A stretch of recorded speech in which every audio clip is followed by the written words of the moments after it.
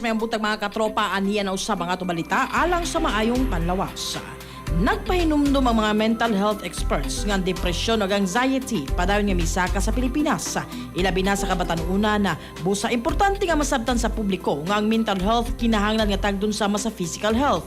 Sumala sa Department of Health o DOH, daghang Pinoy ang dili makabantay nga nagatubang na sila og depresyon kasagaran tungod sa kapoy sa trabaho, problema sa pamilya, pressure sa eskwela ug sobrang exposure sa social media.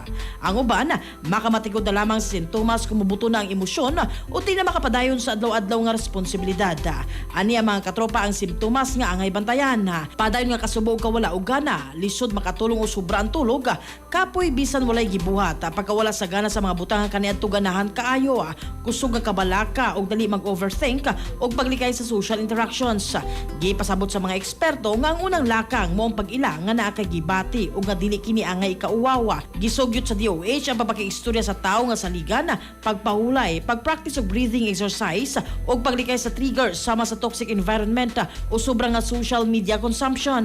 Para sa dugang tabang, giawag sa DOH ang publiko sa paggamit sa ilang 24/7 mental health crisis hotline aron makatabang sa mga nakasinati og grabing anxiety, emotional distress o suicidal thoughts.